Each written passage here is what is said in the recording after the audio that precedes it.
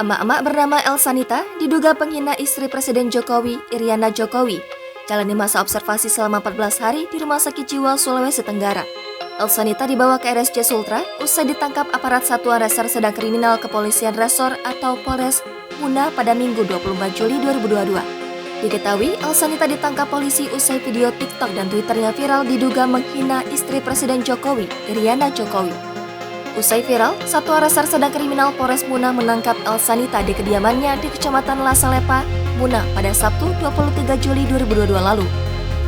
Elsanita pun langsung menjalani pemeriksaan karena diduga menderita gangguan jiwa. Keesokan harinya dibawa ke RSJ Sultra. Direktur RSJ Sultra, Iketut Suartika mengatakan Elsanita tengah menjalani observasi selama 14 hari ke depan.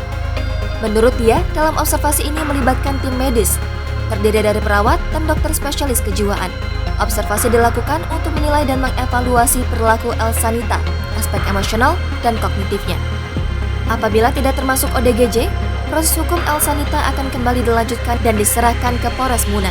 Sebelumnya, Elsanita ditangkap polisi usai video TikTok dan Twitternya viral diduga menghina istri Presiden Jokowi, Iriana Jokowi. Kapolres Muna, AKBP Mulkaifin membenarkan telah menangkap Elsanita di rumahnya pada Sabtu 23 Juli 2022 malam.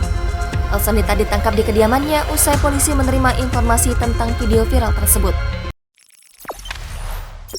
Jangan lupa subscribe, share, komen, dan like ya!